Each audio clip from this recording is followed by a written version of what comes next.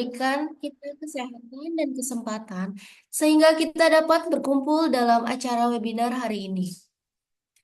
Salawat dan serta salam semoga tetap tercurah limpahkan kepada junjungan kita Nabi Muhammad Sallallahu Alaihi Wasallam yang telah membawa kita dari alam kegelapan menuju alam yang penuh dengan ilmu pengetahuan. Yang terhormat Ibu Desi Kushadianti, Master of Arts, selaku pemateri webinar nasional pada hari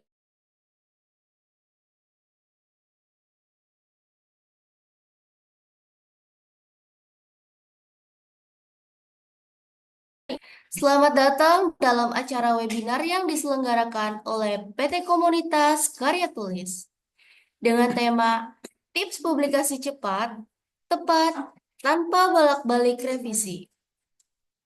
Sebelumnya, izinkan saya perkenalkan diri. Saya Citra Ayu Andini, selaku moderator sekaligus MC pada webinar hari ini. Saya mewakili PT Komunitas Karya Tulis mengucapkan terima kasih dan merasa senang atas kehadiran pemateri kita kali ini. Sebelum masuk acara ini, izinkan saya memberikan beberapa aturan mengenai webinar hari ini. Yang pertama, mohon untuk peserta webinar on kamera dan menggunakan background yang telah disediakan. Yang kedua, mohon untuk mute saat acara webinar berlangsung, kecuali saat sesi tanya jawab. Dan yang ketiga, untuk peserta menggunakan bisa mengajukan pertanyaan Q&A Zoom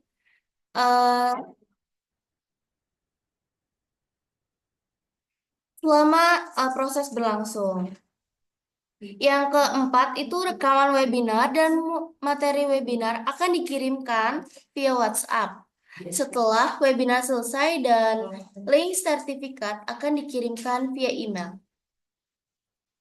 Baik, untuk mempersingkat waktu, izinkan saya membacakan susunan acara pada webinar hari ini. Yang pertama itu pembukaan, yang kedua menyanyikan lagu wajib kebangsaan Indonesia Raya.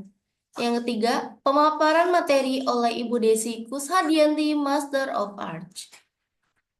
Yang keempat, sesi tanya jawab terkait materi yang akan disampaikan. Yang kelima, foto bersama. Dan yang keenam, penutup. Baik, langsung saja kita masuk pada acara yang pertama, yaitu pembukaan. Mari kita buka acara ini dengan bersama-sama membaca basmalah. Bismillahirrahmanirrahim. Masuk pada acara kedua, menyanyikan lagu kebangsaan Indonesia Raya.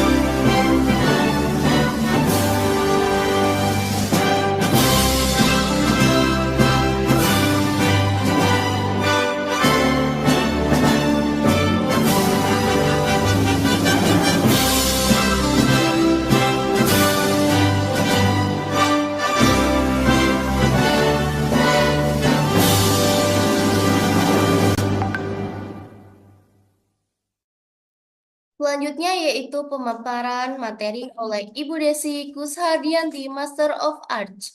Namun, sebelum itu, saya akan membacakan terlebih dahulu CV beliau.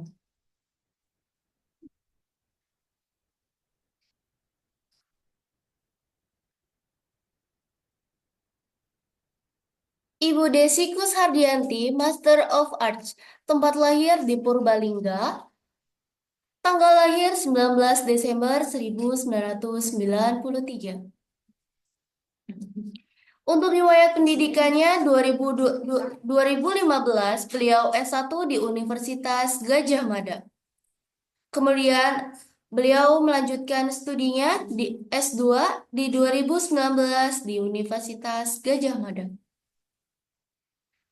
Beliau memiliki pengalaman penelitian di tahun 2021 dengan 7 penelitian, di 2022 dengan 7 penelitian, dan di 2023 dengan 3 penelitian, 2024 dengan 1 penelitian.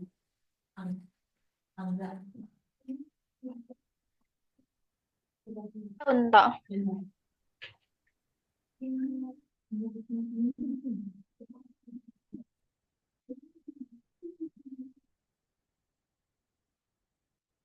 Luar biasa sekali ya teman-teman dari kita pada hari ini. Selanjutnya, saya persilakan kepada Ibu Desi Kushadianti, Master of Arts, untuk memaparkan materinya. Oke, terima kasih Citra. Luar biasa sekali juga ya Citra ya, sudah membersamai kita sebagai moderator. Assalamualaikum warahmatullahi wabarakatuh. Selamat pagi semuanya. Luar biasa ya, ini saya tidak expect ternyata ada 81 partisipan yang hadir hari ini. Boleh diramaikan mungkin di tab-tab layarnya. Teman-teman semuanya, biar kita akrab gitu ya. Mohon izin saya share screen. Mungkin share screen-nya dari saya aja ya, Citra ya, agar lebih leluasa. Sudah terlihat? Sebentar. Sudah terlihat ya share screen-nya?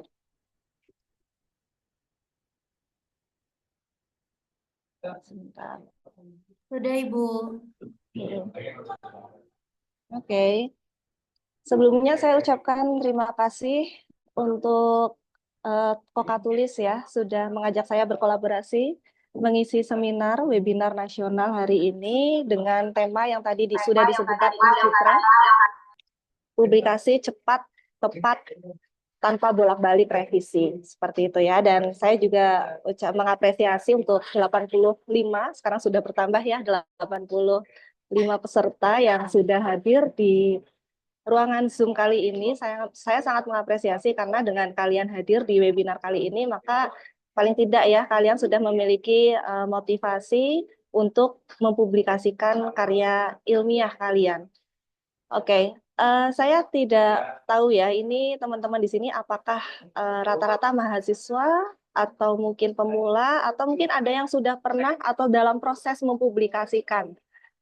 Ini rata-rata partisipannya apa, Citra? Apakah dari pemula atau apa? Mungkin bisa di-share gitu ya, teman-teman semuanya di kolom chat. Apakah sedang berproses atau mungkin kalian mahasiswa gitu? Biar saya tahu, menyesuaikan nanti ya. Ada yang mau menjawab, katanya, saya pemula, Ibu. Oh, ada yang pemula, oke. Mungkin ada yang sudah dalam proses gitu ya. Jadi kita saling belajar hari ini. Ya. Temanya itu ada dua kata kunci ya, cepat dan tepat gitu. Di sini saya menambahkan satu kata kunci lagi, bermanfaat. Jadi ada tepat, cepat, dan bermanfaat gitu. Karena dalam mempublikasikan suatu karya ilmiah belakangan ini kita diterpa oleh isu-isu signifikansi ya, kebermanfaatan gitu dari karya ilmiah yang kita publikasikan. Terkadang karena saya di dunia akademisi, saya adalah seorang dosen, dan ya saya sering berinteraksi ya sesama akademisi, itu kita memang memiliki tuntutan untuk mengejar publisitas gitu. Salah satunya adalah di jurnal. Karena dengan kita mempublikasikan, otomatis itu akan memiliki impact ya ke angka kredit, memiliki impact ke reputasi kita juga sebagai akademisi, tapi kadang kita lalai gitu. Kita mengesampingkan kebermanfaatannya atau signifikansinya. Kan pasti teman-teman sudah sering terekspos gitu ya potongan-potongan video dari Prof. Stella Christie yang beliau menyampaikan bahwa mempublikasikan karya ilmiah itu semakin ke sini semakin mudah, bahkan membuat karya ilmiah itu juga semakin mudah. Kalian hari ini mau nulis apa dibantu AI misalkan gitu ya, udah jadi itu cepet gitu. Jadi sangat mudah sekali gitu ya. Ide juga sekarang sangat kompleks gitu. Banyak di sekitar kita fakta-fakta yang bisa kita angkat, fenomena-fenomena yang bisa kita angkat, terus kita tulis gitu kan. Cuma kan di sini nilai kebermanfaatannya yang kemudian dipertanyakan. Makanya banyak apa namanya jurnal-jurnal ilmiah itu salah satu faktor ya diterima atau ditolak itu adalah nilai signifikansinya, kebermanfaatannya. Jadi teman-teman jangan kemudian sampai mengesampingkan nilai kebermanfaatan ini gitu ya dalam karya ilmiah kalian. Jadi perlu saya tekankan di awal. Nah, kembali lagi tadi ya ada beberapa kata kunci di judul, tepat, cepat, dan bermanfaat. Pertama adalah tepat.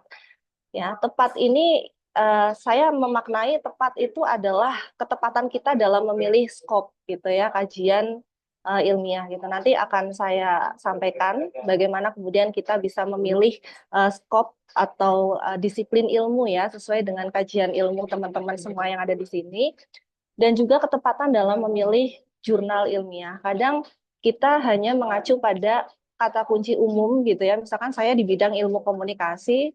Nah, tapi kan ilmu komunikasi itu luas banget gitu. Kadang kita hanya memilih jurnal-jurnal yang oke lah, yang penting ilmu komunikasi. Padahal isi tulisan saya mungkin ilmu komunikasinya lebih ke arah public relation misalkan atau iklan. Nah, itu kan ada spesifikasi jurnal-jurnal yang memang lebih tepat gitu sebetulnya untuk kita pilih, untuk kita publikasikan di sana. Kemudian yang kedua adalah cepat. Nah, cepat ini relatif ya teman-teman semuanya. Jadi kalau misalkan dibilang oh bisa kita nulis cepat itu banyak tergantung gitu. Tergantung apa? Misalkan tergantung jurnalnya. Nanti saya juga akan sampaikan ya macam-macam kategorisasi jurnal ilmiah itu seperti apa. Mungkin cepat ini saya maknai adalah dari segi frekuensi. Berapa kali sih kan kadang kita kalau misalkan mempublikasikan jurnal itu apa namanya mempublikasikan jurnal gitu ya, itu kita akan menerima feedback berupa review gitu. Nah, dalam proses review inilah gitu kita akan merevisi karya ilmiah kita, artikel kita gitu. Nah, seberapa sering nih segitu ya frekuensinya kita merevisi gitu. Nah, semakin bisa kita minimalisir untuk nggak bolak-balik revisi itu kan akan jauh lebih baik gitu ya, lebih cepat juga untuk dipublikasikan. Jadi cepat ini saya lebih kepada frekuensinya ya, berapa kali kalian melakukan revisi ketika dalam proses review di dalam jurnal gitu. Nah, itu ya. Nah, kebermanfaatan itu tadi yang di awal sudah saya jelaskan gitu. Nah, eh, terkait dengan jurnal dan artikel ini ya, ini kadang juga perlu saya sampaikan. Seringkali saya punya mahasiswa gitu ya, menyampaikan kepada saya, Bu, saya pengen nerbitin jurnal. Yang benar nerbitin jurnal atau nerbitin artikel nih, ya. Mungkin teman-teman yang sudah paham ya bagus gitu ya. Yang benar itu ya nerbitin artikel gitu. Jadi kalau jurnal itu adalah media publikasinya. Ya, media publikasi itu banyak macamnya. Salah satunya adalah jurnal. Ada proceeding gitu ya. Kemudian media massa itu kan juga media publikasi juga. Cuma kalau misalkan di dunia akademisi, karya kita akan lebih memiliki value kalau misalkan kita bisa share gitu ya karya ilmiah kita di media publikasi berupa jurnal namanya. Jadi yang benar itu ya adalah mempublikasikan artikel di jurnal gitu ya, bukan mempublikasikan jurnal. Karena kalau kita mempublikasikan jurnal ya nanti kita sama gitu ya kayak misalkan jurnal-jurnal apa nih, Kok tulis misalkan punya jurnal, kita bikin jurnalnya gitu ya. Tapi yang benar karena kita ini adalah akademisi, kita adalah produsen artikelnya ya adalah menerbitkan artikel gitu ya. Oke, ini untuk latar belakang saya ya. tadi sudah disampaikan juga oleh Citra, terima kasih. Jadi salam kenal, senang sekali saya bisa dapat teman baru di komunitas karya tulis atau Koka Tulis ini. Nama saya Desi Kusardianti, saya merupakan dosen aktif ya di jurusan Komunikasi dan Penyiaran Islam, UIN Siber Syekh Nurjati Cirebon. Saya research nih Koka Tulis ada di Kuningan gitu ya. Cuma ini pesertanya pasti ada di seluruh Indonesia ya karena webinar nasional gitu kan. Nah, teman-teman kalau misalkan pengen ketemu saya atau mungkin berkolaborasi sama saya sangat terbuka sekali gitu ya. Ruangan saya ada di jurusan KPI gitu di UIN Siber Syekh Nurjati Cirebon, bisa main ke sana atau bisa menghubungi email saya gitu. Nah, karena ini seminarnya terkait dengan publikasi, maka perlu juga saya sampaikan relevansi latar belakang saya, kenapa kemudian saya mengisi seminar ini gitu ya. Selain tadi riwayat penelitian yang sudah disampaikan oleh Mbak Citra, saya juga merupakan reviewer di beberapa jurnal terakreditasi nasional dan kebetulan saya juga pengelola ya, editor jurnal terakreditasi nasional juga. Dan saya juga penulis buku, juga aktif di menjadi presenter di konferensi internasional. Ini juga penting gitu ya, teman-teman di sini kadang kan bingung ya untuk menentukan topik gitu. Apa sih yang lagi hype? Kita mau bikin judul apa gitu. Sebenarnya apa namanya, teman-teman bisa mengikuti, salah satunya adalah temu ilmiah gitu, forum-forum ilmiah, konferensi internasional. Ya walaupun nggak jadi presenter, tapi bisa jadi partisipan karena di sana kalian akan bergabung gitu dengan orang-orang yang sefrekuensi gitu ya untuk membahas apa nih yang sedang trending gitu. Karena trending versi akademik dengan trending versi society atau masyarakat itu berbeda gitu. Kita sebagai seorang akademisi, trendingnya itu ya adalah berdasarkan apa yang sedang diperbincangkan oleh para ilmuwan gitu. Karena kita tidak hanya membicarakan soal apa yang trending secara fenomenanya gitu atau secara isu di lapangan, tapi kita juga berbicara soal tren teorinya gitu. Kan nggak bisa ya, misalkan kita menulis sesuatu hanya berdasarkan argumen subjektif, oh kita di lapangan melihat sesuatu, oh kita tulis gitu. Ya nggak seperti itu, karena kita pasti akan berdasarkan dengan teori. Teori ini pun punya tren-trennya tersendiri berdasarkan dengan keilmuan masing-masing. Nah, caranya seperti apa biar kita tetap update gitu kan? Ya adalah mengikuti konferensi-konferensi baik itu di level nasional atau di konferensi di internasional sesuai dengan bidang keahlian kalian gitu ya masing-masing. Selain itu saya juga peneliti. Untuk melihat untuk melihat riwayat penelitian saya, karena tadi kan Citra menyebutkan secara kuantitas gitu ya, tapi kalau misalkan melihat secara isi, bisa di-scan gitu ya, barcode yang ada di sini, nanti akan muncul Google Scholar saya. Seperti itu ya. Oke, saya akan buka dengan satu eh, motivasi ya. Ini. Ilmu pengetahuan menjadi bermanfaat dengan dipublikasikan. Jadi, eh, yang namanya kita menulis itu kan tujuannya adalah untuk dibaca. Kalau misalkan tujuannya hanya untuk dibaca saja, tentu eh, kita merasa kurang gitu ya. Kita pengen ilmu kita ya yang kita share ini ya juga digunakan gitu sebagai referensi untuk tulisan-tulisan selanjutnya bagi ilmuwan-ilmuwan yang lain gitu kan. Nah, untuk bisa memperluas ketercapaian itu, maka kita perlu untuk mempublikasikan, kita perlu untuk nge-branding gitulah ya artikel kita sehingga nantinya kita bisa memiliki impact karena mau manfaat itu kan juga balik lagi ya, manfaat sekecil apapun manfaat tulisan kalian, yang namanya manfaat itu ya tetap bermanfaat gitu, nggak ada kemudian artikel yang tidak bermanfaat kecuali misalkan artikel kalian ini ya plagiat gitu ya. Cuma kalau misalkan kalian memang ada ide sekecil apapun, misalkan bahkan cuma beda objek gitu ya katakanlah, itu juga memiliki manfaat gitu karena kan mungkin gitu ya teori yang digunakan dalam satu objek itu berbeda ketika kita terapkan di objek yang lain gitu. Itu juga memiliki kebermanfaatan. Jadi saya harap teman-teman di sini ketika memulai itu jangan kemudian insecure dulu gitu ya. Jangan kemudian insecure dulu, merasa minder gitu karena terlalu banyak berpikir. Karena kita tuh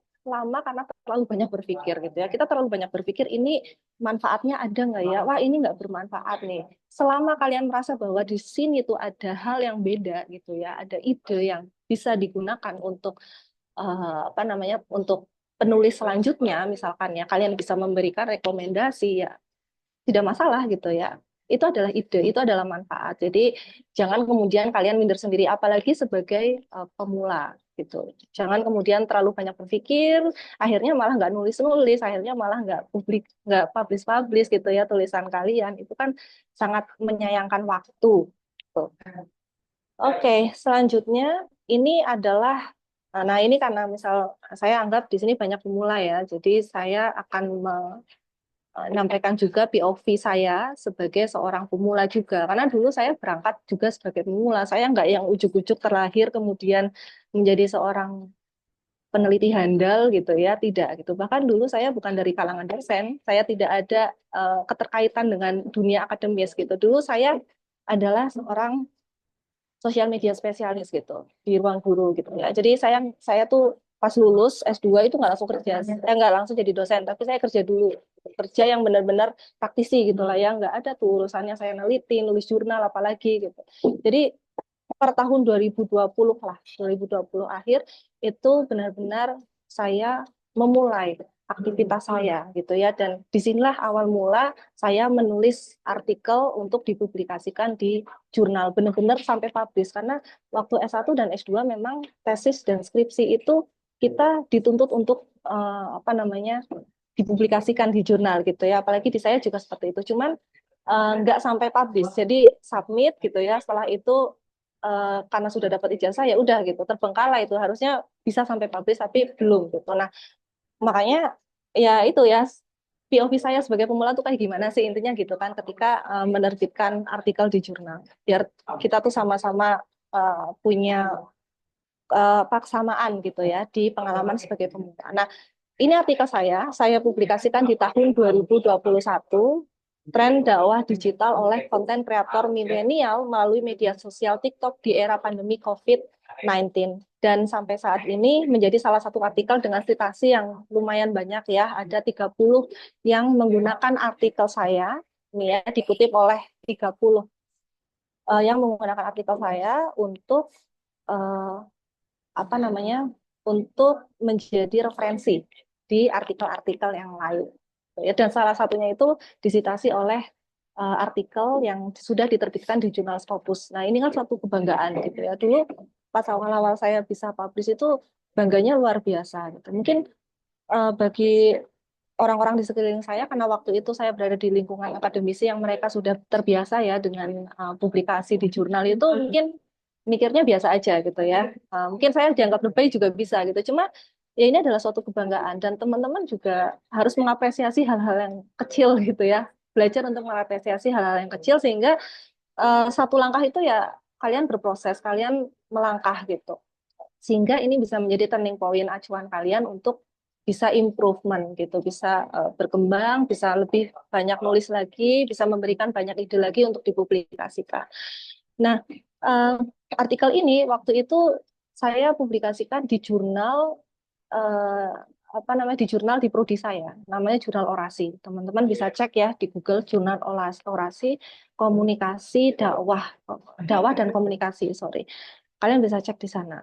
Dan waktu itu masih Sinta 4. Sekarang alhamdulillah jurnalnya udah Sinta 3. Dulu saya adalah seorang apa namanya, seorang yang mengajukan ya, submitter ibaratnya yang mengajukan.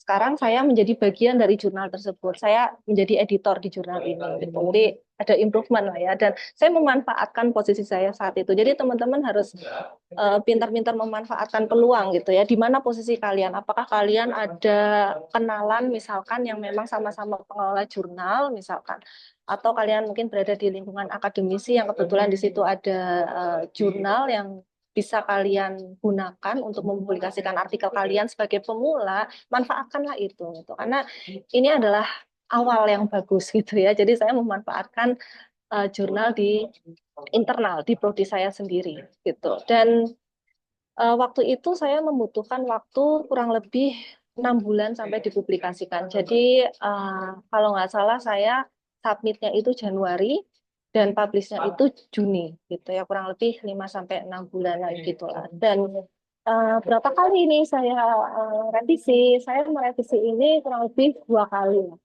Jadi awal saya revisi, terus dibalikin lagi, terus revisi lagi. Jadi ada kurang lebih 2 kali sampai kemudian publish gitu.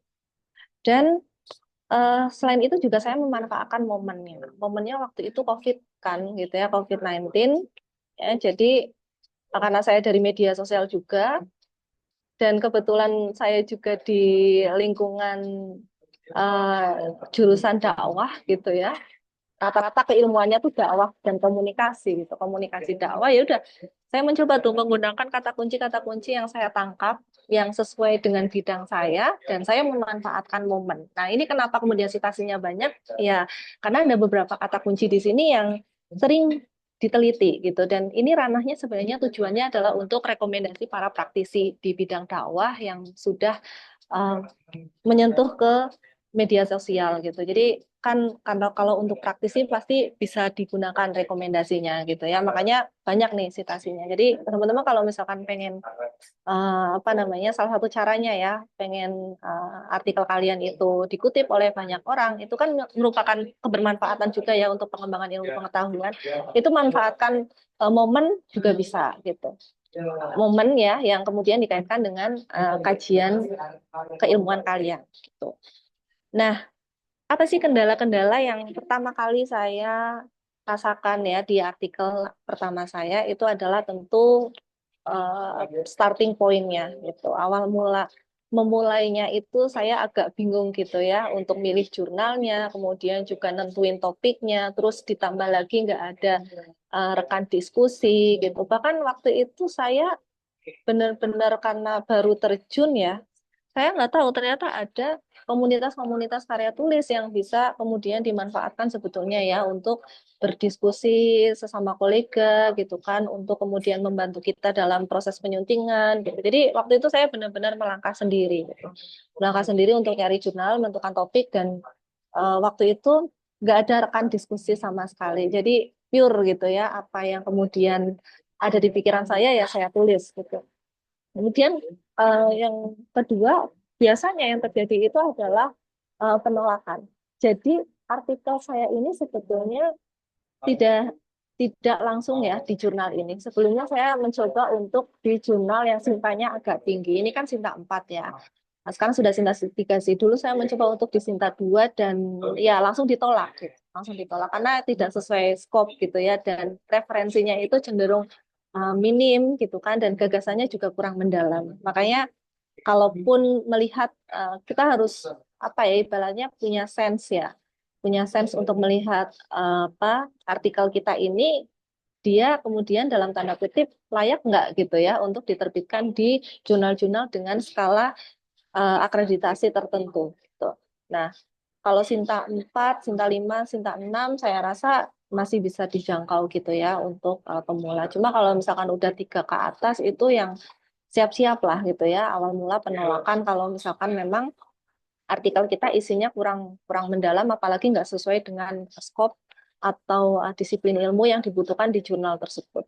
Kemudian yang ketiga adalah, nah ini ya yang menjadi bagian dari tema kita, revisinya itu berulang. Kenapa sih revisi berulang? Itu pertama adalah di dalam proses review di jurnal itu kita nggak memahami bahasa reviewer gitu. Jadi biasanya karena apa ya ada perbedaan cara berpikir antara kita sebagai penulis dan juga reviewer yang membaca tulisan kita gitu. Karena reviewer ini kan mereka sudah lebih berpengalaman, jam terbangnya lebih tinggi. Kadang mereka tidak sadar menggunakan bahasa-bahasa yang sulit dipahami oleh penulis pemula. Gitu. Makanya ini perlu kita dibersamai dengan kolega ya, rekan diskusi lah untuk memahami maksud dari reviewer. Karena sulit sekali kita untuk bisa menembus reviewer, menghubungi reviewer untuk menanyakan ini maksudnya seperti apa. Itu beda ya. Kalau misalkan di jurnal beda ya dengan kita bimbingan deskripsi di tesis itu beda. Kalau misalkan di jurnal ya udah kita hanya bermodalkan pada arahan yang ditulis oleh reviewer di artikel kita. Kalau kita nggak paham dan kita nggak punya rekan untuk diskusi ya udah kita mati kutu gitu ya. Kita hanya merevisi sesuai dengan apa yang kita pahami saja. Gitu. Terus juga menyepelekan perihal teknis atau penyuntingan yang paling sering terjadi gitu ya ketika saya mereview baik itu sebagai reviewer atau editor itu adalah apa namanya template. Banyak yang kita mengabaikan template. Kita mikirnya kan yang penting kan substansi dulu gitu ya, baru kemudian sistematika penulisan. Nggak gitu. Jadi keduanya itu harus berjalan secara bersamaan, beriringan gitu. Kalau misalkan di awal itu kan yang melihat editor dulu ya, baru kemudian ke reviewer. Makanya udah dipastikan ya template-nya harus sesuai dulu gitu. Ya, beda kalau misalkan di skripsi, di tesis gitu. Kita mungkin mikirnya yang penting isinya dulu bener nanti urusan sistematika mah belakangan aja. Tapi kalau di jurnal ini harus diubah mindsetnya gitu ya. Orang yang pertama melihat artikel kalian ketika kalian submit di jurnal itu adalah editor. Editor itu tidak ada kapasitas dia untuk melihat secara konten atau isinya, tapi dia melihat secara sistematika penulisannya. Jadi jangan kemudian sampai menyepelekan perihal teknis penyuntingan. Yang paling sering itu adalah di bagian referensinya gitu. Referensi misalkan nggak pakai Mendeley, masih manual gitu ya. Ini juga yang harus perlu dilatih gitu ya oleh teman-teman semuanya untuk um, menggunakan reference manager gitu agar ya di awal ketika kalian submit kalian tidak mengalami penolakan gitu ya, tidak kemudian eh, direvisi. Kan kita pengennya ya udah revisi itu berdasarkan dengan arahan reviewer gitu. Kalau revisi dari arahan editor ini akan jauh lebih lama lagi gitu. Bayangkan aja ya, kita di awal oleh editor nih, oh secara isi kayaknya oke gitu. Tapi kemudian permintaan revisi itu dari editor. Ini yang kemudian menjadi penghalang gitu ya, menjadi tanda bahwa ini revisinya bakal berulang-ulang nih. Karena belum dari editor nanti ke reviewer gitu ya, nanti bisa jadi editor lagi minta revisi gitu. Jadi jangan kemudian kita menganggap bahwa editor kan kerjaannya itu bagian menyunting gitu. Jadi editor itu memang tugasnya menyunting artikel gitu. Cuma menyunting di sini maksudnya adalah dari banyak artikel yang masuk gitu ya. Jadi kan misalkan dalam satu edisi katakanlah ada 10 gitu. Nah, kita kan akan menggabungkan nih 10 itu menjadi satu bundle gitu ya, satu bundle jurnal, satu PDF lah ibaratnya. Nah, proses penyuntingan itu yang kemudian dilakukan oleh editor. Bukan yang kemudian mereka membantu secara penuh gitu ya menyunting artikel kita gitu. Kecuali yang berbayar proofreading, proofreading aja kita bayar gitu ya untuk membantu menyunting gitu kan. Nah, ini kita kadang nerbitin jurnal gratis, tapi kita minta lebih gitu untuk sekalian dieditin. Nggak seperti itu. Jadi, eh, jangan sampai kemudian kalian ditolak oleh editor gitu ya, karena di awal tidak, dalam artian tidak menyepelekan gitu ya teknis penyuntingan itu tadi. Oke, nah ini ada barcode ya. Coba kita ada interaksi ya, boleh di-scan barcode-nya. Terus diisi, di sana ada pertanyaan gitu ya. Sebentar. Silakan coba di-scan barcode-nya.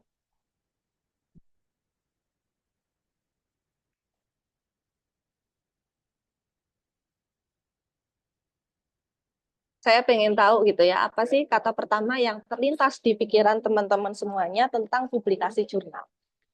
Tadi kan saya sudah cerita ya, kesulitan-kesulitan saya gitu kan. Nah, sekarang saya pengen tahu nih, kalau dari teman-teman di sini, apa sih yang terlintas di pikiran kalian, apalagi sebagai pemula gitu ya, ketika mempublikasikan jurnal? Silakan. Ada 3 kata kunci yang bisa diinput.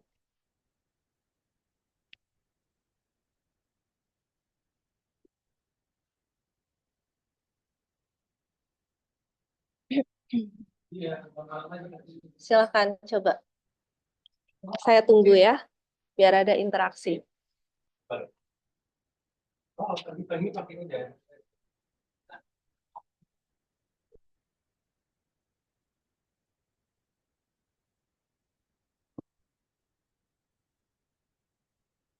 Kalau yang pakai laptop nih, ada linknya ya, walaupun agak sulit. Silakan.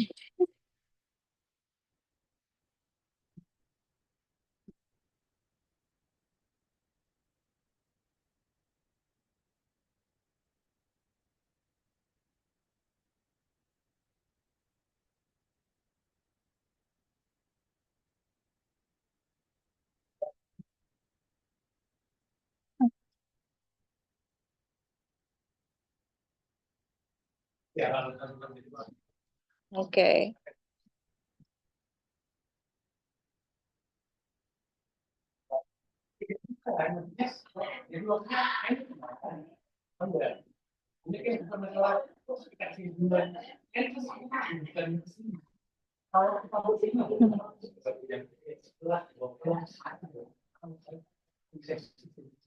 Oh, sudah banyak yang masuk ini ya.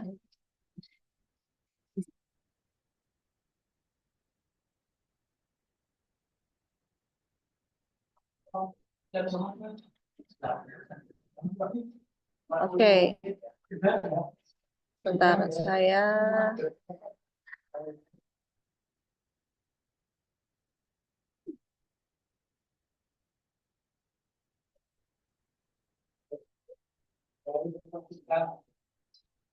Silakan yang belum, agar saya tahu ya, ada 55 respon di sini. Kata pertama yang terlintas di pikiran teman-teman semuanya tentang publikasi jurnal. Oke. Ada banyak nih ya kata kunci yang masuk. Yang paling banyak di input adalah yang besar-besar ini ya. Susah, lama, penulis, referensi, ribet, parafrase, oke. Oke, ya ini saya ambil kesimpulan ya dari respon yang masuk di sini ada tiga lah, tiga kata kunci yang terlintas di pikiran teman-teman ketika mendengar istilah publikasi jurnal. Ya, di sini ada penulis, susah, susah nih ya yang sepertinya paling mendominasi, ada lama juga, oke, ada referensi, parafrase. Nah, ini di sini sudah muncul ya ada istilah-istilah yang sering menjadi momok sebagai kita penulis artikel. Seperti misalkan, oke, parafrase, kita harus melakukan parafrase. Referensi harus mencukupi, harus mumpuni. Ya. Terus juga misalkan prosesnya ya cenderung lama. Karena memang kita mengikuti edisinya ya, edisi jurnal itu kan ada yang 1 tahun, biasanya yang bagus itu 1 tahun 2 kali, Juni dan Desember gitu kan, makanya prosesnya itu tergolong lama, apalagi jurnal internasional, prosesnya itu bisa sampai tahunan, gitu. 1 tahun baru publish. Terus ada yang merasa, oh ribet nih, gitu ya. Ribetnya apa nih? Ribetnya mungkin ya kita harus mengikuti arahan reviewer gitu ya. Kadang kita merasa sangat subjektif sekali. Kita mikirnya artikel kita sudah bagus, tapi ternyata ketika dibaca oleh orang lain masih ada aja temuan-temuan yang dianggap kurang memadai gitu ya. Jadinya kita menganggap ah ini ribet nih reviewernya gitu ya. Terus oke, karya ilmiah ini produknya ya teman-teman untuk dipublikasikan ke jurnal itu adalah karya ilmiah. Nah, di sini saya rasa teman-teman semua sudah mengenal ya istilah-istilah di dalam dunia publikasi ya, termasuk ada yang menyebutkan Scopus juga. Luar biasa, Times New Roman. Oke, good. Terima kasih teman-teman semuanya ya untuk responnya. Kita lanjut lagi. Ya, oke. Kita lanjut lagi ya. Nah ini ya, dari apa yang tadi kalian respon, terkait dengan publikasi jurnal, kenapa kemudian dianggap sulit, dianggap ribet, dianggap prosesnya lama, gitu. Kemudian juga ada yang menyebutkan satu jurnal yaitu Scopus, gitu. Karena memang banyak sekali faktornya. Kemudian kenapa publikasi karya ilmiah kita itu cenderung lama, gitu. Walaupun sebenarnya banyak jurnal yang bertebaran ya, katakanlah banyak jurnal yang bertebaran lah, jurnal yang dari yang terakreditasi, yang belum terakreditasi, bahkan ada jurnal predator. Ini juga harus kalian hati-hati ya untuk memilih jurnal, jangan sembarangan. Kadang yang perlu saya waspadai ya ketika kita itu sudah sekali menerbitkan di suatu jurnal, data kita kan tercatat di sana, termasuk email kita. Nah, kita akan mendapatkan email masuk tuh kadang ya. Sampai sekarang saya mendapatkan tawaran-tawaran untuk mempublikasikan di jurnal-jurnal yang saya nggak tahu itu jurnal beneran atau predator. Jurnal predator itu adalah jurnal yang apa ya istilah tipuan gitu ya, tipuan. Jadi dia tidak terdaftar dan sewaktu-waktu bisa tutup gitu ya, dan artikel kita tidak diakui gitu, tidak diakui secara apa namanya secara lembaga gitu lah ya dari jurnal yang mempublikasikan. Jadi hati-hati, carilah jurnal-jurnal ya. Saya rasa jurnal Sinta 6 itu juga lebih bagus gitu loh ya, daripada kita memaksakan diri di jurnal yang sembarangan tapi itu jurnal predator gitu. Nah, kalau misalkan berdasarkan Ristek BRIN, itu ada sekitar 9 ribuan jurnal ilmiah gitu ya, dengan kurang lebih 1 juta artikel yang berasal dari 1.500 institusi.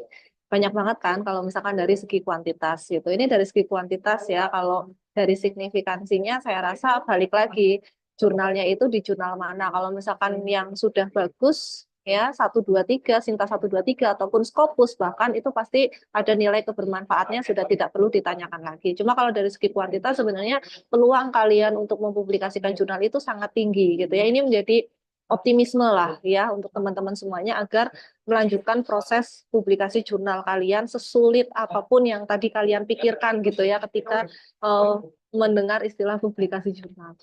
Kemudian yang kedua adalah beberapa jurnal ini memiliki proses review yang memakan waktu antara 2 sampai 3 minggu bahkan sebulan. Jadi biasanya dalam proses in review itu kita sebagai editor memberikan waktu kurang lebih 1 bulan untuk merevisi gitu. Ada yang 2 sampai 3 minggu. Jadi tergantung editornya ya. Ini tidak ada standar pastinya, tapi kurang lebih sih pengalaman saya itu nggak lebih dari 1 bulan. Bayangkan saja ya kalau misalkan kalian itu tidak ada motivasi untuk melakukan revisi gitu kan, terus juga kalian itu hanya mengandalkan diri kalian sendiri dalam tanda kutip tadi sebagai pemula yang kalian tidak ada apa namanya partner gitu untuk berdiskusi apa yang dimaksud oleh reviewer di artikel kalian, ya pasti akan terbuang sia-sia gitu ya waktu untuk merevisinya ini gitu. 2 sampai 3 minggu atau sebulan itu waktu yang cukup lama ya teman-teman semuanya. Tapi ini waktu yang sangat sebentar kalau misalkan revisi kalian adalah mayor. Jadi revisi itu ada 2 kategori, revisi mayor dan revisi minor. Revisi minor itu apa namanya adalah revisi yang kecil gitu lah ya, yang ya apa bisa dikatakan hanya eh, menambahkan bagian-bagian tertentu atau mungkin menambahkan kajian terdahulu untuk mendukung hasil penelitian kita. Jadi revisinya itu tergolong kecil. Waktu 2 minggu itu cukup banget gitu. Tapi kalau udah revisi mayor, kalau kalian tidak menyadari revisinya itu mayor, itu waktu 1 bulan aja nggak cukup gitu untuk kalian merevisi. Nah biasanya catatan reviewer itu kan beda-beda ya teman-teman semuanya. Ada yang dia itu menulis catatan langsung di artikel kalian gitu, memberikan komen gitu kan. Nah, itu kan kita nggak tahu ya kategorinya itu mayor atau minor gitu. Jadi kita harus bisa memperkirakan sendiri. Tapi kalau misalkan pengalaman saya ketika mempublikasikan di katakanlah jurnal yang Sinta tinggi, Sinta 1, 2 atau bahkan jurnal internasional, itu biasanya dibekali dengan lembar seperti lembar gitu ya, tabel. Ini nanti pada kesimpulannya ini revisi mayor atau minor ya.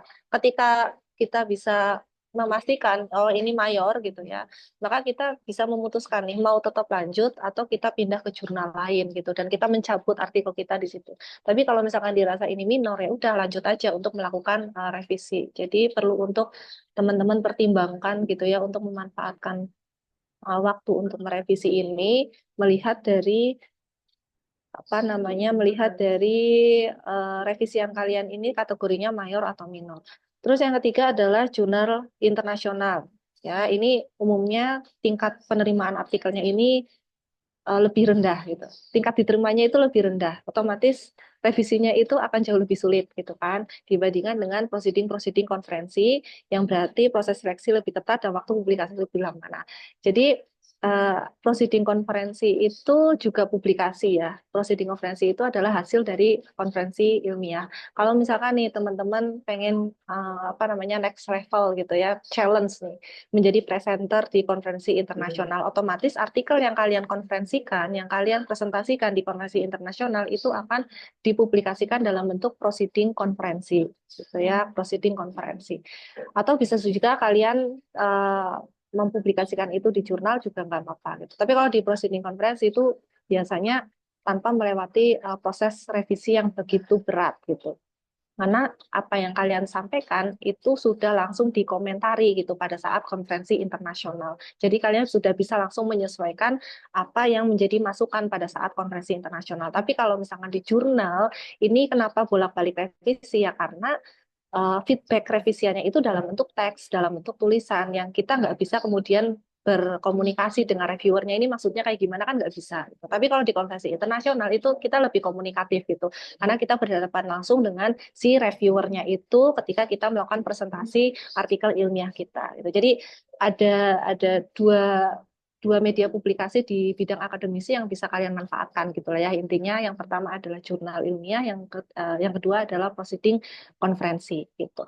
Dengan benefit yang berbeda-beda ya. Kalau proceeding konferensi tentu benefitnya itu ya, kita bisa lebih minim nih untuk bolak-balik revisi karena kita presentasi gitu kan. Ada challenge sih untuk presentasi. Cuma minusnya ya tentu proceeding konferensi ini secara kualitas publikasinya ya itu di bawah jurnal. Jadi kita kalau para dosen itu mending ya langsung di jurnal aja lah gitu ya. Konferensi itu adalah sekedar diseminasi aja gitu, meneruskan apa yang kita tulis gitu melalui uh, apa namanya melalui seminar gitu.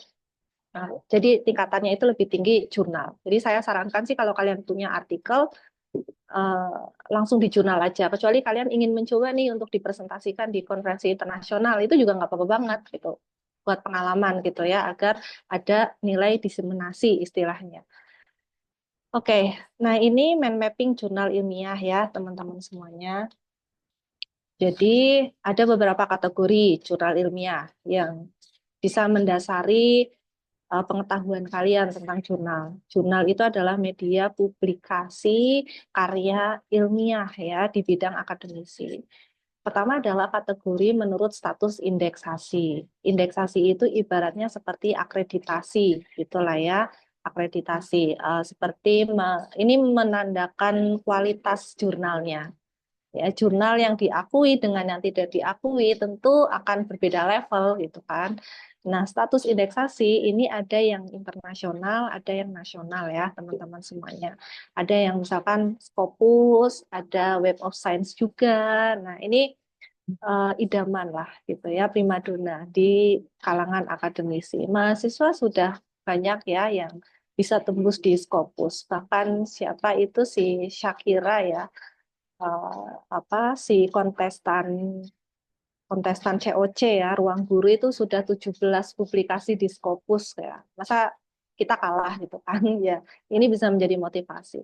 Terus juga Sinta ya. Sinta ini adalah akreditasi nasional gitu ya yang dibawahi oleh Kemenristek. Ada Sinta 1 sampai Sinta 6. Kalau Scopus itu biasanya istilahnya menggunakan Q ya, Q, Q1, Q2 sampai Q4.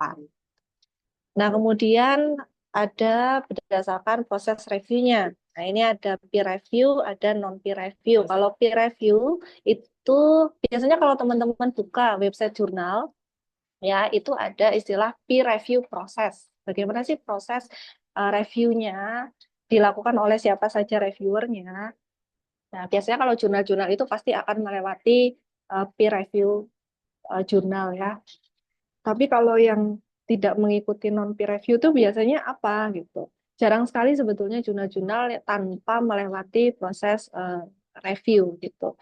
Ya, tapi kadang ada juga jurnal-jurnal predator ini yang juga harus hati-hati ya. Tulisannya sih peer review proses gitu. Ada peer review jurnalnya, cuma ternyata pada kenyataannya artikel kita nggak direview, tahu-tahu publish gitu aja. Itu kan seharusnya non peer review ya, tidak ada proses review di sana gitu. Nah, selanjutnya adalah berdasarkan aksesibilitas. Ada Doage, ada Springer. Ini beberapa ya di antaranya. Selain Springer itu misalkan ada Tyler and Francis misalkan.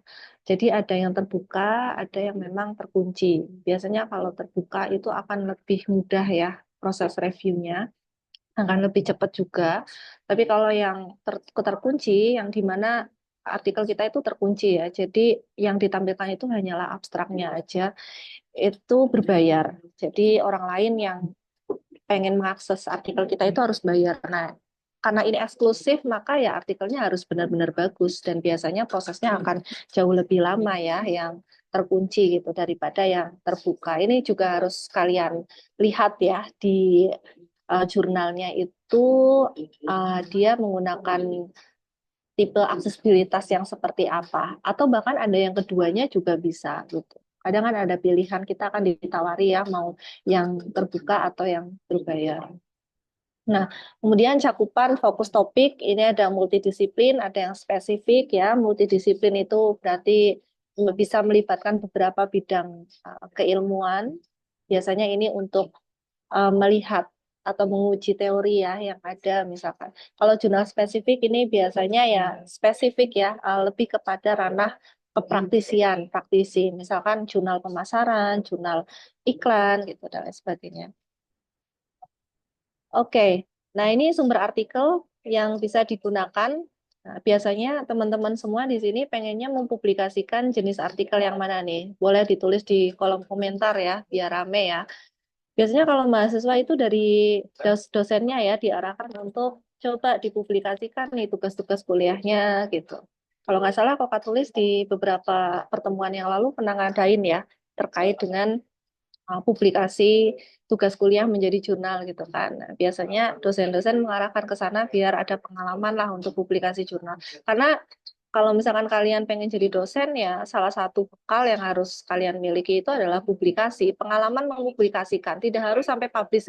Dulu saya awal-awal jadi dosen juga nggak yang kemudian saya punya riwayat publikasi yang bagus gitu ya, enggak, bahkan saya belum pernah mempublikasikan gitu. Cuman karena saya punya pengalaman mensubmit itulah, jadi saya tahu prosesnya. Nah, itu yang harus dimiliki oleh teman-teman yang someday misalkan pengen jadi dosen gitu, pengen jadi akademisi, peneliti, kalian harus tahu prosesnya gitu ya.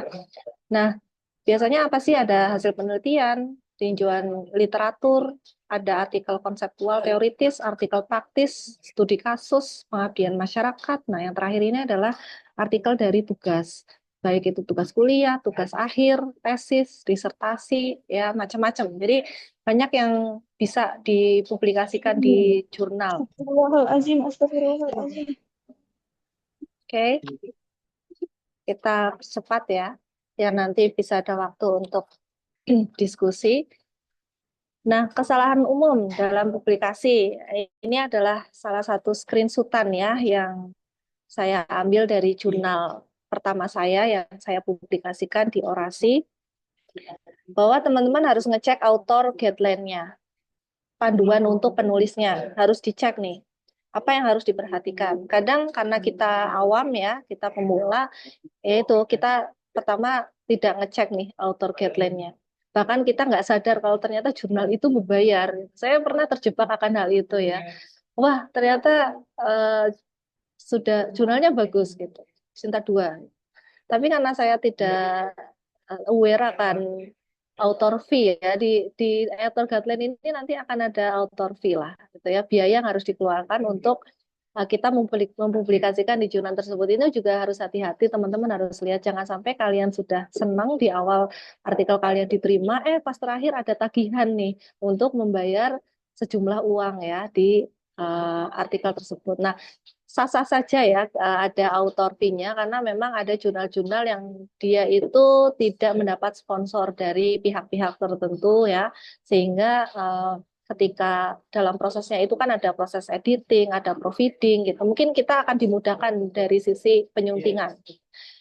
Kita tidak kemudian diminta sekompleks itu ya untuk merevisi di hal yang teknis gitu. Bahkan Mendeley terus juga translate ke bahasa Inggris itu biasanya di organize oleh si jurnalnya sehingga mereka menagih nih gitu ya, ada biaya tertentu terutama yang proofreading ya, dari proofreading secara bahasa gitu, ada yang dari bahasa Indonesia ke bahasa Inggris dan bahasa Indonesia ke bahasa-bahasa lain, itu kan butuh proofreading, enggak yang bisa kita modal translate pakai Google Translate atau pakai AI Translate, itu enggak begitu caranya proofreading. Proofreading itu khusus ya. Ada yang memang ahli di bidang itu sehingga kita harus membayar gitu. Nah, itu waktu itu 1.500.000 kan, kaget ya. Wah, padahal udah senang gitu. Terlebih tapi kok akhirnya bayar ya, mau nggak mau gitu ya. akhirnya membayar. Jadi dicek dulu author guideline-nya, ada author fee-nya atau enggak gitu. Terus juga jangan sampai salah milih jurnal. Terus misalkan panduannya itu dibaca juga, panduannya itu ada di mana sih? Biasanya ya ada di jurnal template-nya ini. Kalian download dulu jurnal template-nya. Ya kalian sesuaikan. Atau kalian juga bisa lihat pada artikel-artikel yang sudah dipublikasikan di jurnal tersebut. Kalian bisa mengira-ngira nih dengan judul yang seperti yang akan kalian publish di jurnal tersebut, itu kira-kira kualitasnya sama nggak gitu ya dengan artikel-artikel yang sudah ada. Itu kan kalian bisa mengira-ngira sendiri ya. Kadang kita bingung kan di awal milih judulnya itu kayak gimana. Ada beberapa mahasiswa yang ambis gitu ya, memiliki ambisius yang sangat luar biasa ya untuk mempublikasikan jurnal. Someday mahasiswa itu menanyakan kepada saya gitu, Bu, judul yang bagus apa ya untuk saya publikasiin di jurnal gitu.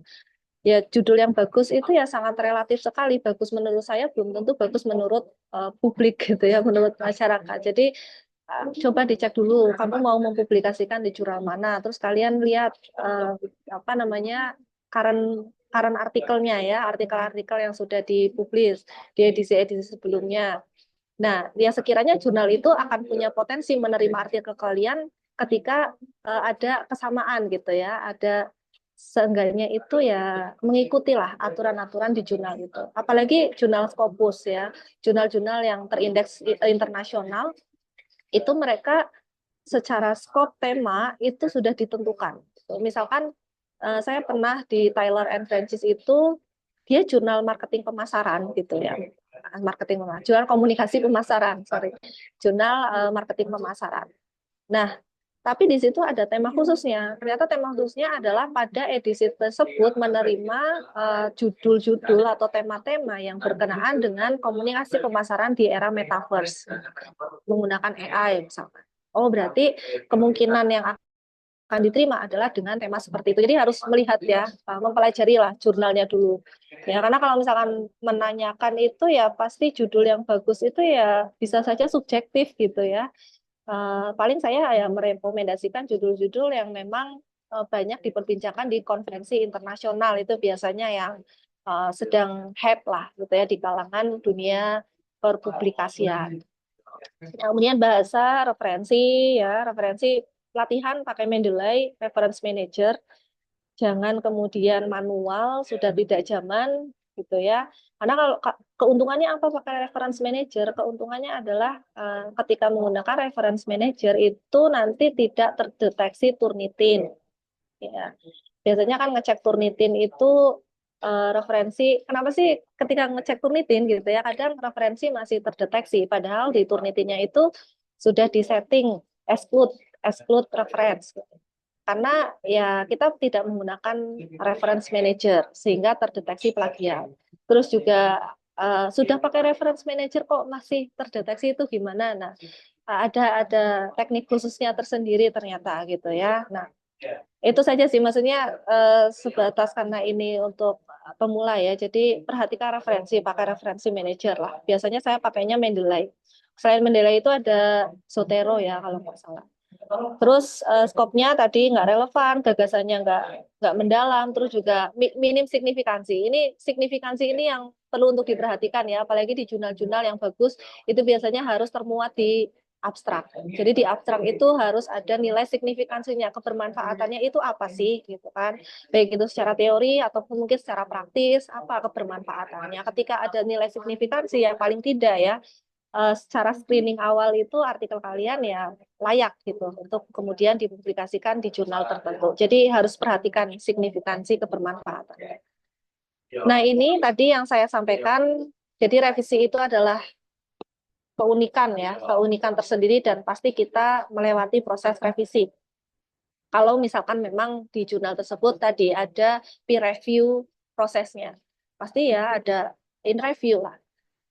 Dalam prosesnya aja ini ada in review nih, ada waiting assignment. Jadi ketika kita pertama submit ya harus dipantau, jangan kemudian submit terus ditinggal. Apalagi tinggalnya itu ditinggal tidur sampai 6 bulan, ya udah gitu ya terlewat lah. Akhirnya langsung ke archive gitu, diarsipkan. Jadi harus dipantau. Kalian jangan kemudian pesimis dulu ya. Oh, kok nggak ada perubahan nih waiting assignment terus gitu. Jangan-jangan apa namanya error gitu. Jadi harus dipantau.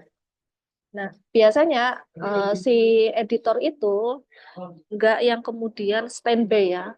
Editor itu kerjaannya banyak, jadi dia tuh nggak yang kemudian standby setiap hari membuka portal jurnalnya itu nggak. Biasanya bahkan 2 bulan sebelum atau 3 bulan sebelum itu baru 3 bulan atau 2 bulan sebelum publish ya, itu baru dibuka tuh portalnya, ditumpuk dulu artikelnya nih, baru nanti dipilah-pilah mana yang bisa lanjut ke in review, mana yang ditahan untuk edisi selanjutnya. Gitu. Jadi bisa saja kenapa kalian tidak ada perubahan itu artikel kalian ya ditahan untuk edisi selanjutnya. Dan di sinilah kalian bisa memberikan keputusan mau lanjut nunggu sampai edisi selanjutnya atau kalian tarik dan kalian publikasikan di jurnal yang lain agar cepat.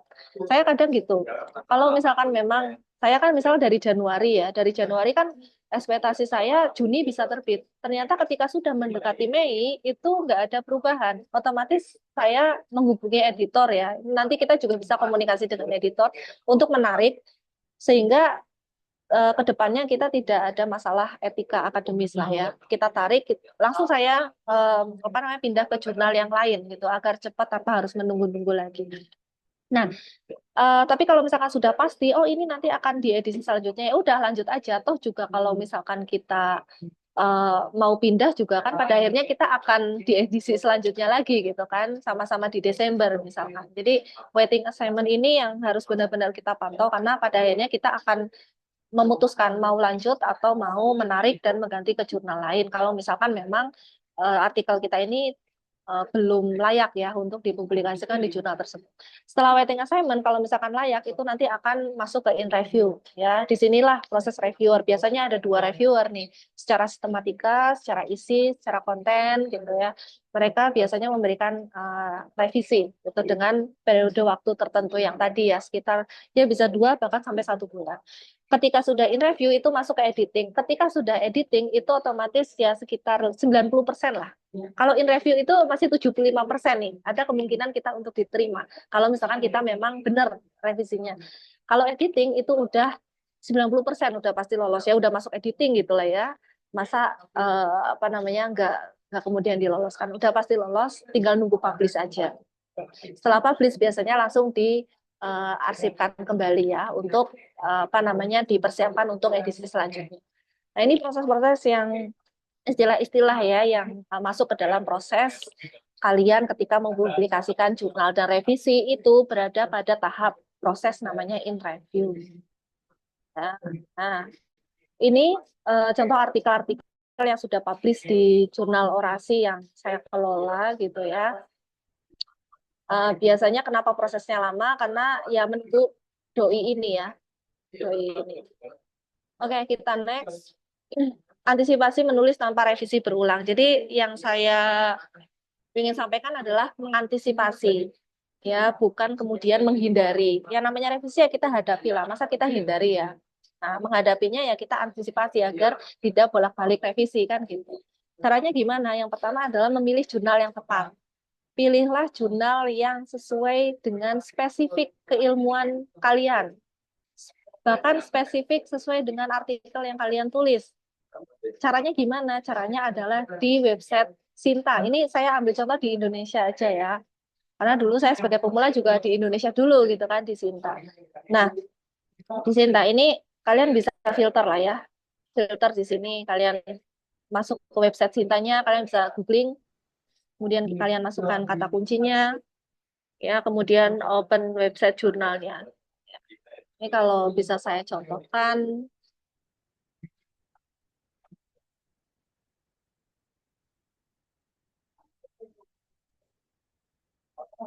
nama ya.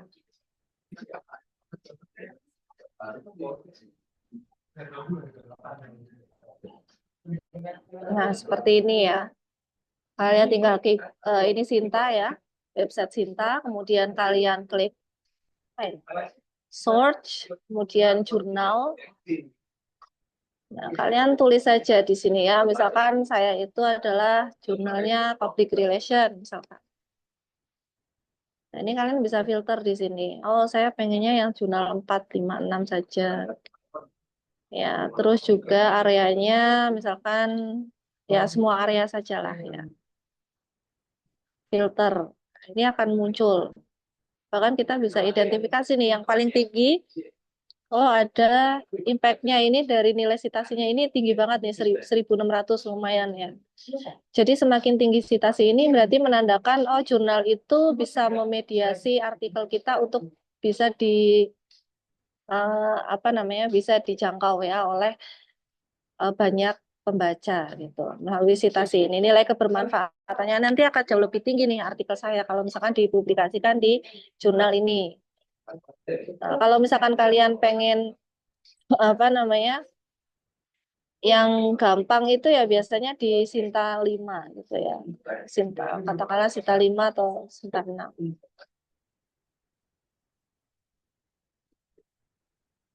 Ini aja Sinta 5 aja citasinya tinggi gitu ya. Citasinya tinggi. Nah, kalian bisa langsung buka websitenya. Websitenya dibuka. Misalkan ini ya udah sesuai. Akan diarahkan langsung ke websitenya. Tuh. Terus yang kalian lihat itu adalah author guideline-nya. Pastikan ada bayar nggak nih. Nah, ini bayar nih, ada 350.000. Jadi, itu ya contohnya ya, harus diperhatikan. Kemudian adalah, nah ini sebagai reviewer,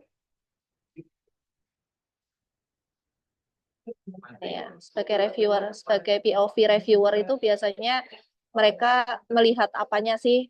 Ada dua hal yang dilihat, walaupun sebenarnya reviewer itu kan kapasitasnya ada di substansi atau isi kontennya, tapi tidak menutup kemungkinan reviewer itu juga akan melihat sistematika kepenulisannya. Makanya jangan heran ketika proses review itu ada catatan revisi di bagian referensi. Gunakan Mendeley gitu ya biasanya. Gunakan reference manager gitu. Nah, itu kan bagian dari sistematika penulisan sebetulnya ya.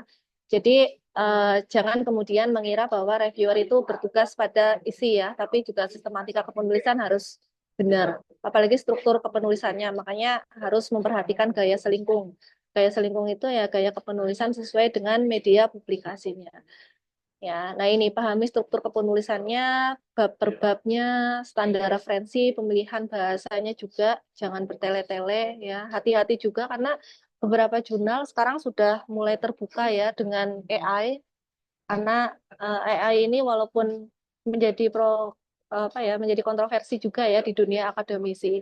Batasan-batasan menggunakan AI. Beberapa universitas itu sudah ada panduan gitu sebagai panduan etika lah ya untuk para akademisi menggunakan AI. Tapi banyak juga universitas yang belum menerapkan hal itu. Makanya kita juga harus terbuka juga dengan batasan kita menggunakan AI.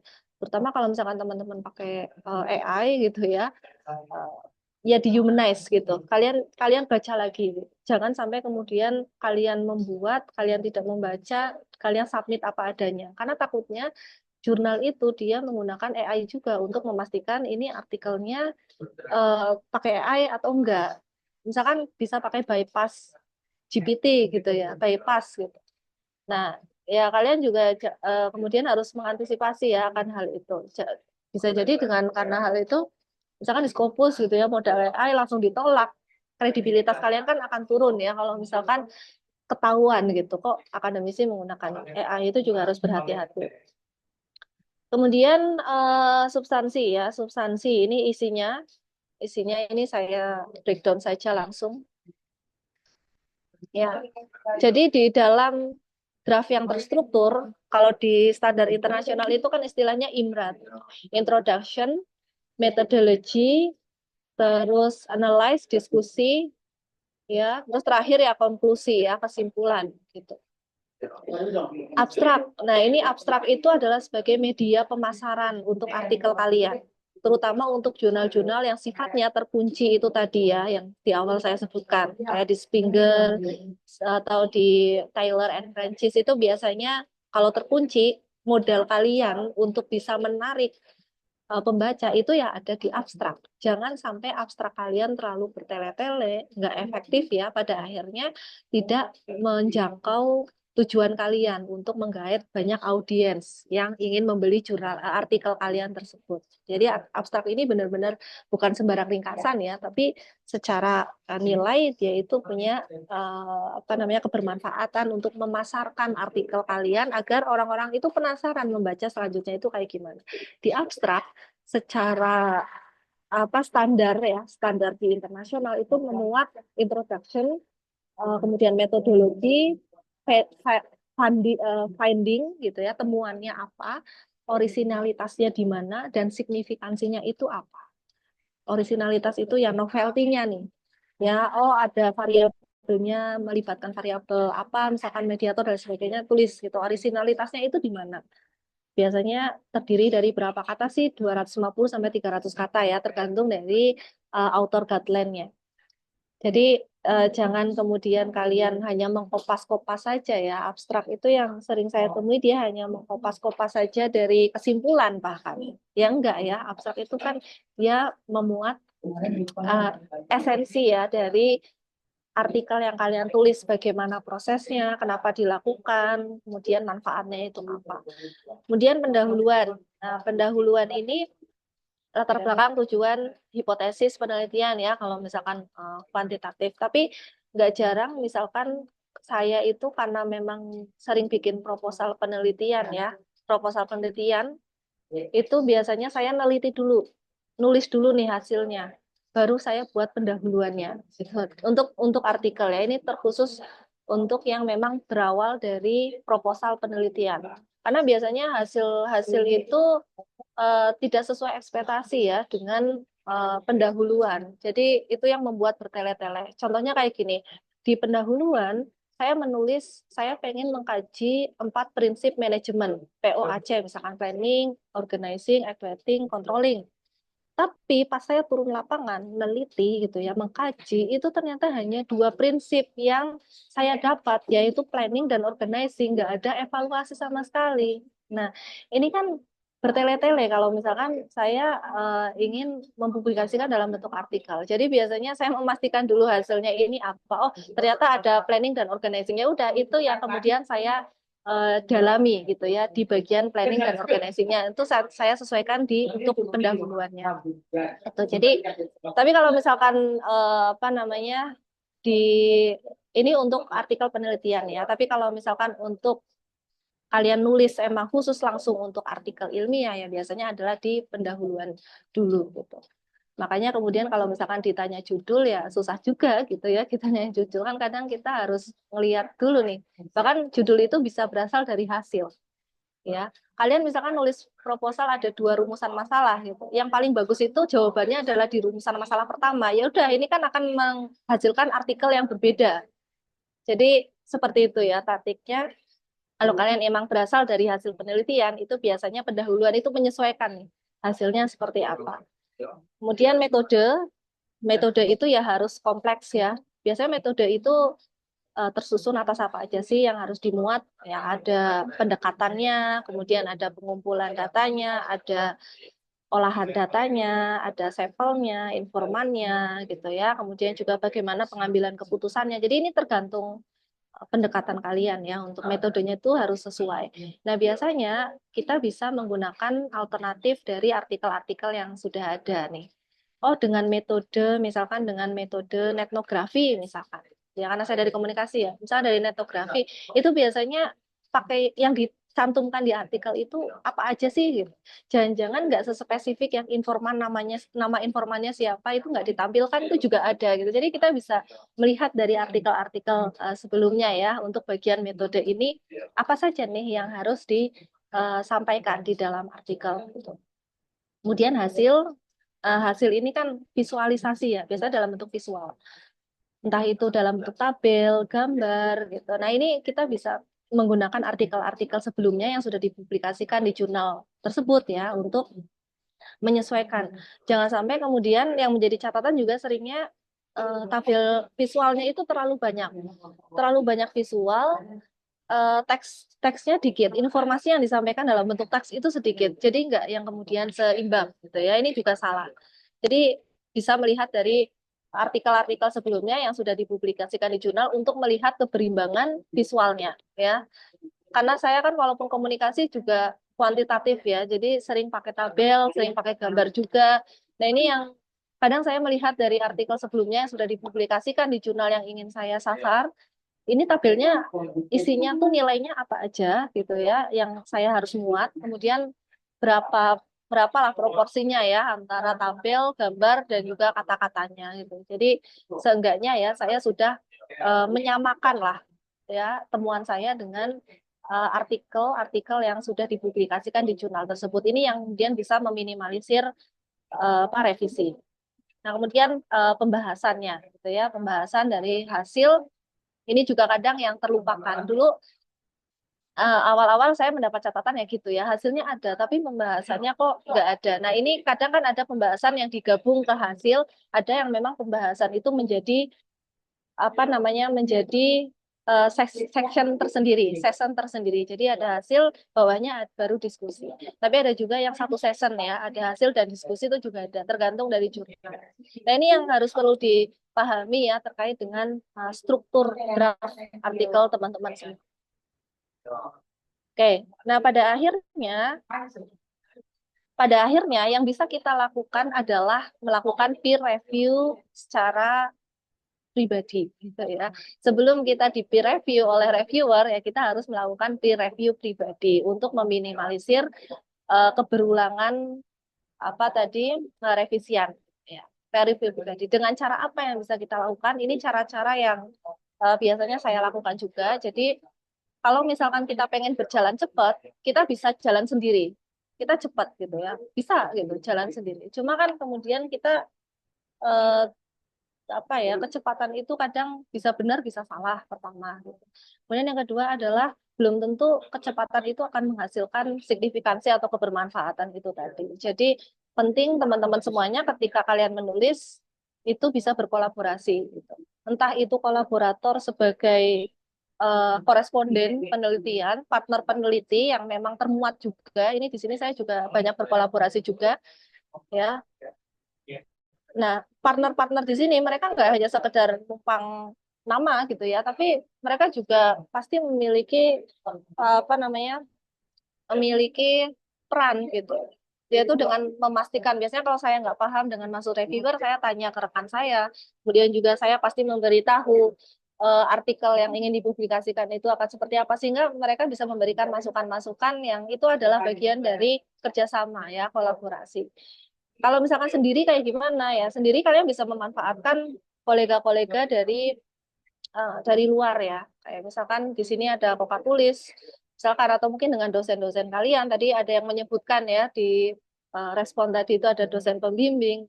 Dosen kalian diajak untuk menulis itu juga sangat bagus. Termasuk tugas kuliah kan kepada siapa kalian akan berdiskusi ya pasti kan kepada dosen kalian gitu. Jadi paling tidak ya teman diskusi ini akan memberikan validasi gitu atas apa yang kalian pahami maksud dari reviewer. Jadi kan kalian lebih tenang ya, oh ternyata benar nih, maksudnya seperti ini gitu ya, karena ada orang yang membantu memvalidasi pemikiran kalian itu akan jauh lebih menenangkan gitu dalam proses review. Terus reference manager. Nah, ini bisa pakai Mendeley. Ini saya pakai Mendeley ini ya, lumayan sudah banyak dan mudah gitu ya pakai Mendeley kalau memang di artikel yang kalian apa yang kalian citasi itu ada doi-nya. Caranya ya. Manual. Nah, ini biasanya kan masukin doi-nya itu nanti akan muncul ya, akan muncul identitas artikel yang ingin kalian citasi. Nanti otomatis akan muncul di sini dan kita tinggal linkkan ya di Microsoft Word pakai Mendeley. Lihat. Terus juga perhatikan gaya selingkuh tadi ya sudah saya sampaikan. Yang penting sesuai template. Awalnya itu sesuai template aja. Dan kenapa dikembalikan gitu ya? Karena tidak sesuai template. Sering kali kalau misalkan apa namanya pemula-pemula yang publish jurnal itu mengesampingkan struktur kepenulisan ya sesuai dengan template jurnalnya. Itu yang salah. Karena jangan pikir kemudian yang penting kan isinya bagus gitu. Urusan teknis mah bisa nanti terakhir. Oh, yang namanya publikasi jurnal itu nego-nego seperti itu tuh sangat alot sekali karena apalagi jurnal yang bagus itu kalian bersanding dengan artikel-artikel lain yang lebih proper gitu ya, lebih proper dan lebih bisa memudahkan editor gitu kan. Jadi kalau misalkan artikelnya itu nggak sesuai template ya dianggap belum layak gitu. Biasanya dikembalikan untuk menyesuaikan template dulu, nanti bisa diunggah lagi gitu ya. Jadi selain isi juga harus memperhatikan sistematika penulisan. Kemudian komunikasi dengan editor ini juga bisa dilakukan ya, komunikasi dengan editor. Sebentar. Misalkan ini ya, biasanya kan ada kontak di sini. Kalian nggak usah sungkan, nggak usah eh, takut ya sebenarnya komunikasi dengan editor gitu. Kalau misalkan mereka sudah menampilkan kontak di sini kan berarti mereka memang terbuka ya untuk dihubungi. Cuman ya harus memperhatikan bahasanya. Jangan kemudian mentang-mentang ini admin gitu ya, kalian manggilnya min gitu. Ada slot publis nggak di jurnal ini ya? Jangan kayak gitu juga. Ada etikanya. Yang perlu saya tekankan adalah kontak yang ditampilkan di sini, walaupun mereka disebut admin, tapi mereka itu adalah orang-orang yang memang apa ya, orang-orang yang para memiliki kredibilitas gitu. Entah itu mereka bahkan ada yang mencantumkan email doktor ya, lektor kepalanya gitu, profesor bahkan atau bahkan walaupun admin ini juga mereka dosen gitu ya, bergelar S2 gitu. Jadi gunakan bahasa yang sopan, yang bagus gitu ya. Misalkan dengan salam ya. Teman-teman di sini sudah dewasa, sudah sering menghubungi dosen gitu ya, kurang lebih seperti itu. Jadi eh, jangan kemudian kalian ngechat adminnya ini dengan min gitu ya, tapi ya Pak Bu gitu, karena mereka punya kredibilitas gitu. Ini yang perlu juga ditekankan ketika kalian berkomunikasi dengan editor gitu. Dan selain melalui telepon, biasanya juga ada yang melalui email gitu ya. Nah ini kalau yang di sini ini email universitasnya ya. Oh sorry, ini email jurnalnya juga bisa nih e-James. Nah kalian juga bisa mengirimkan di email gitu karena pasti mereka dalam proses mengelola jurnal itu akan sering juga buka email. Jadi ada kesempatan kalian ada komunikasi dengan pihak editor di jurnal tersebut. Bahkan sebelum kalian mempublikasikan pun dulu awal-awal saya tuh menghubungi dulu kontaknya gitu ya dengan segala resiko lah. Biasanya ada yang memang editornya ini sangat apa namanya terbuka gitu ya, memberitahukan, menginformasikan, oh iya silakan masih tersedia. Atau ada juga yang nggak ngebales, ada juga yang hanya menyampaikan silakan dipublish saja dulu gitu. Nanti akan melalui proses review. Jadi ada yang memang menjaga kredibilitas. Cuma kan kita membuka peluang selebar-lebarnya gitu ya untuk mengetahui informasi keberadaan edisi slot di jurnal tersebut gitu ya. Itu kurang lebih ya untuk beberapa tips yang bisa saya sampaikan. Jadi pada intinya tidak usah terlalu banyak pesimis ya. Analisislah gitu, tulis dan publish. Ini ya, analyze, write, and publish. Karena tulisan itu tadi ya banyak artikel yang tidak selalu berasal dari hasil penelitian, bahkan literatur review, studi literatur, kemudian telusur referensi itu juga bisa dipublikasikan di jurnal selama jurnal yang kalian pilih itu tepat dan mengikuti instruksi yang ada di jurnal tersebut. Saya rasa itu ya sudah 1 jam lebih. Saya kembalikan ke Citra. Terima kasih. Wassalamualaikum warahmatullahi wabarakatuh. Baik, alhamdulillah kita sudah mendengarkan materi yang sangat luar biasa. Informatif dan inspiratif dari Ibu Desi Kushardianti, Master of Art. Izinkan saya mengingatkan kembali bahwa menulis memiliki tujuan, yaitu dibaca. Jika tulisan hanya dibaca saja, pasti merasa kurang. Maka dari itu, perlu untuk publikasikan agar bermanfaat untuk kedepannya. Sumber artikel yang biasa digunakan untuk publis di jurnal ilmiah yaitu yang pertama penelitian, yang kedua review artikel, yang ketiga artikel konsertasi, yang keempat artikel praktis atau studi kasus. Dan yang kelima itu artikel pengabdian masyarakat. Yang terakhir itu ada di artikel di tugas akhir.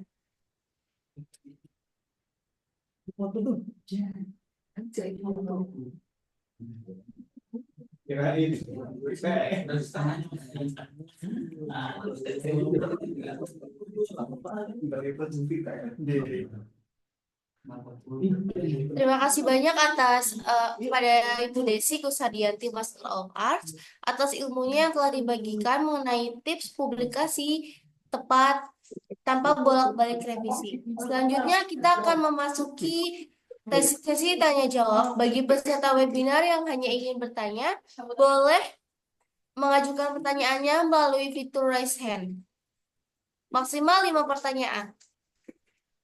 Mari kita memanfaatkan kesempatan ini sebaik-baiknya untuk mendapatkan pemahaman yang lebih mendalam mengenai tips publikasi cepat, tepat, tanpa bolak-balik revisi.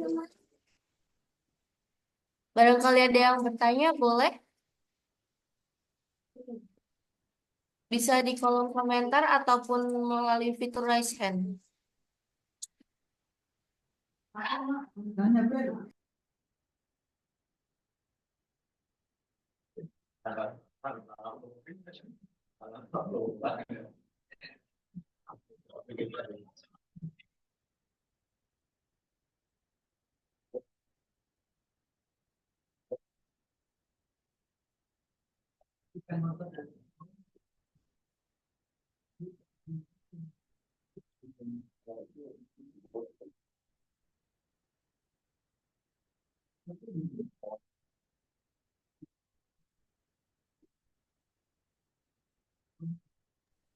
Ada yang bertanya?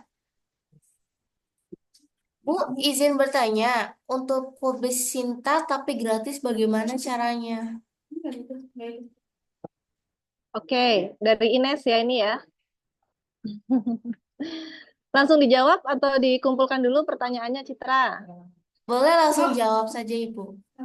Oke, terima kasih Ines untuk pertanyaannya. Nah ini ya, Sinta tapi gratis, gimana caranya? Tadi sudah saya sampaikan sebetulnya terkait dengan author fee ini adalah kebijakan, ya, kebijakan dari jurnal yang ingin teman-teman tuju, ya. Misalkan kebijakannya ada author fee-nya, yaitu nggak bisa kita tawar.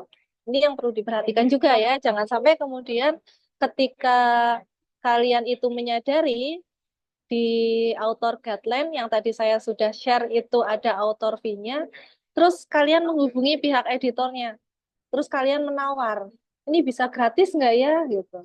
Soalnya sudah terlanjur nih, sudah sampai akhir saya baru menyadari, ya itu nggak bisa ya teman-teman semuanya, bahkan nggak bisa kemudian untuk ditahan untuk edisi selanjutnya. Jadi itu sudah menjadi kebijakan. Jadi saya harap hati-hati antara nanti kalian itu tidak jadi publish, kemungkinannya ya, tidak jadi publish atau ya kalian harus membayar. Nah, caranya gimana kalau misalkan pengen yang gratis? Ya udah carilah jurnal-jurnal di website Sinta tadi ya sudah saya share gitu.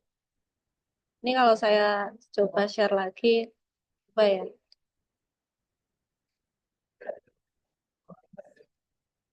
Sudah terlihat ya? Oke.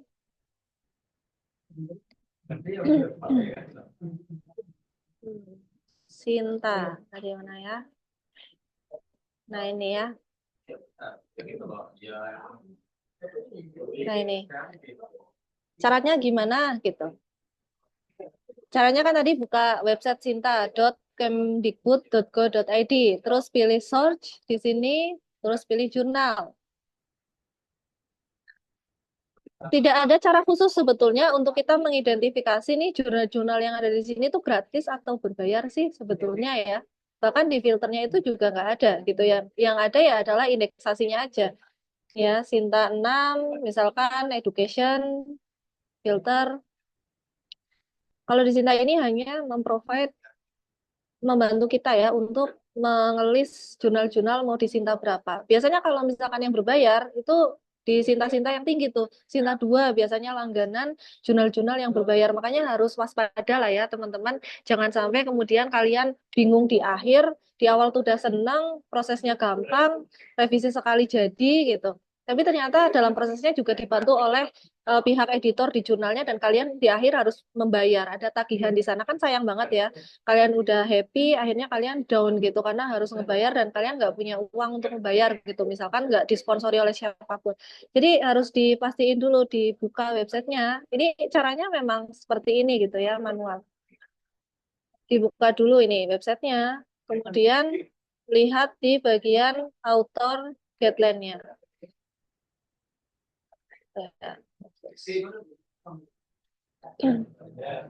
Author guideline-nya ini ya, author guideline.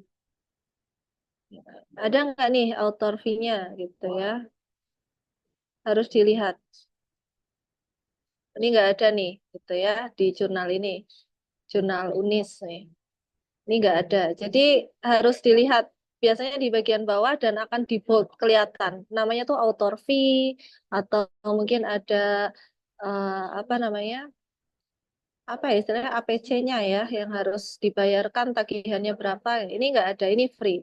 Atau kalian juga bisa menanyakan ke kontaknya tadi ya, komunikasi dengan pihak editornya. Ini ada kontaknya, kalian bisa hubungi secara sopan ya, lagi-lagi karena nih beliau itu punya kredibilitas. MPD gitu ya. Ya, nih, sarjana S2 pendidikan kan ada kredibilitas. Jangan kemudian kalian kontak dengan Min mau tanya kalau publish di jurnal ini ada fee-nya nggak sih? Gitu. Jangan seperti itu. Kalian bisa menanyakan yang sopan kalau misalkan kalian nggak yakin jurnal ini itu berbayar atau enggak.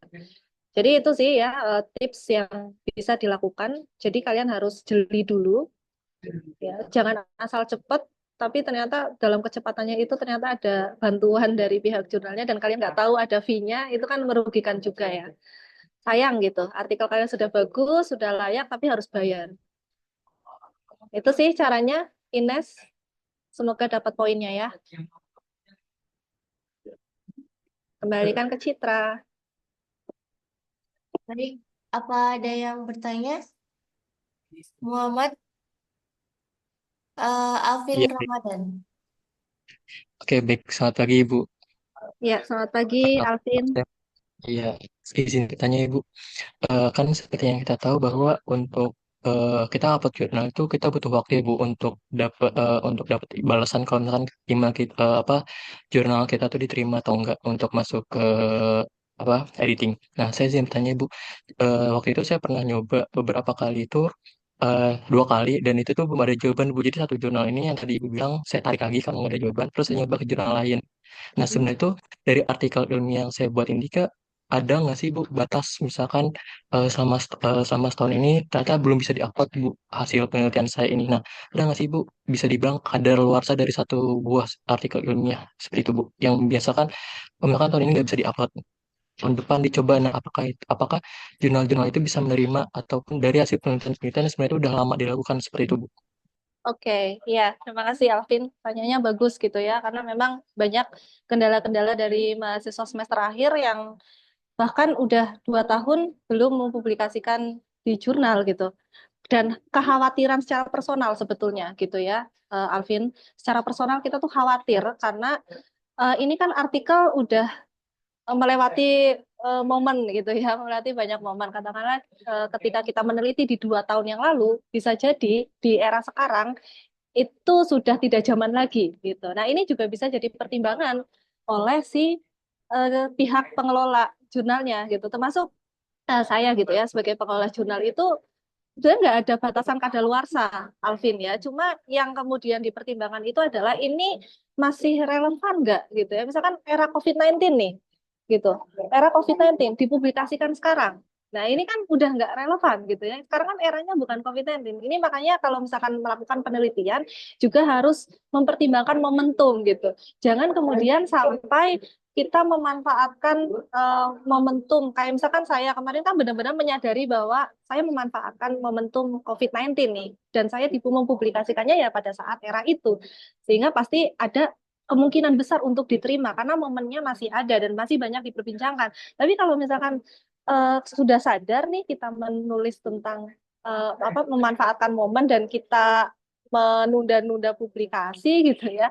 Nah, ini kan jadi pertimbangan kenapa kemudian bisa jadi ditolak, Alvin. Dan mau nggak mau kita menurunkan kualitas jurnalnya gitu. Jadi misalkan Alvin nih di sekarang gitu ya mau publikasikan sekarang kok di Sinta 3 misal ditolak gitu. Ditolaknya ini mungkin ya karena Alvin bagus gitu ya artikelnya gitu. Cuman apa namanya ya tidak sesuai aja gitu ya dengan jurnal tersebut. Banyak artikel-artikel yang dalam tanda kutip ya lebih bagus gitu ya untuk dipublikasikan. Terus Kak Alvin keep nih.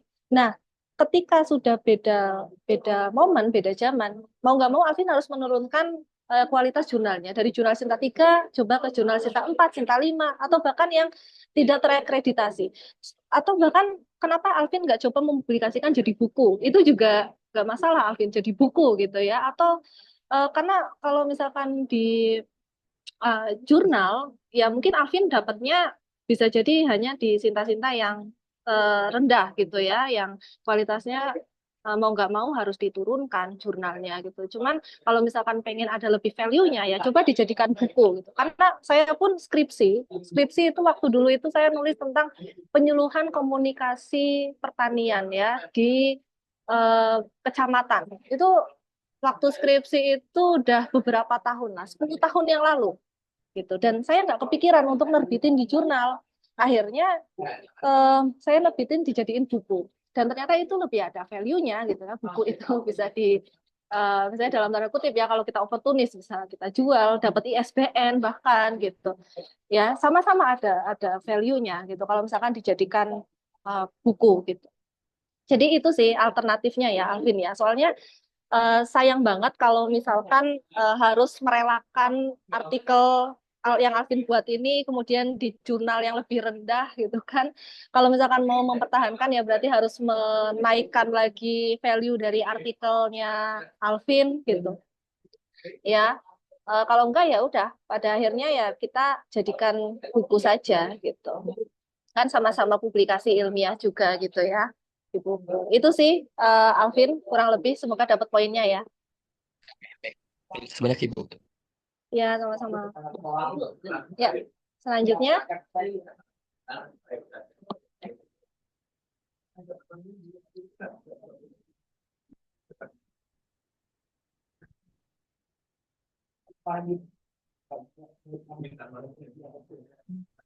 Baik, eh, apa ada yang bertanya lagi?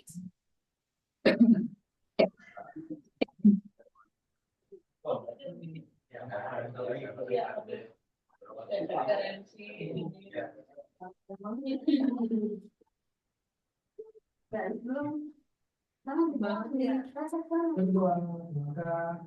cukup. Baik, terima kasih kepada semua peserta webinar atas semangat, antusias, dan pertanyaan-pertanyaannya yang sudah disampaikan dengan pertanyaan-pertanyaan yang begitu menarik. Kami juga ingin mengucapkan terima kasih kepada narasumber Ibu Desi Kushardiati, Master of Arts, yang telah memberikan jawaban pertanyaan yang sangat jelas dan memberikan wawasan tambahan yang sangat berharga. Semoga semua pelatihan dan jawaban yang diberikan dapat membantu dan bermanfaat bagi kita semua dalam menghadapi tantangan-tantangan ke depannya.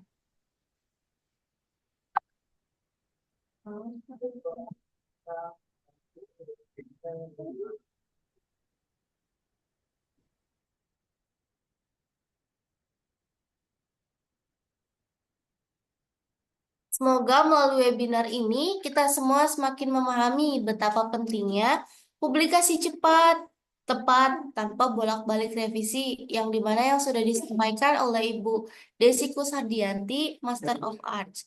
Baik, sebelum ditutup, mohon untuk foto bersama terlebih dahulu ya. Dimohon untuk yang belum on kamera, izin on kamera terlebih dahulu.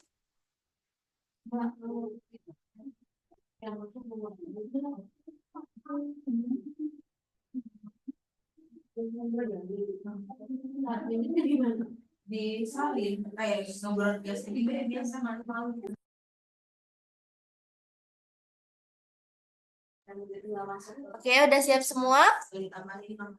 Saya akan menghitung mundur dari 3. 3, 2, 1, senyum. Sekali lagi. 3, 2, 1, senyum.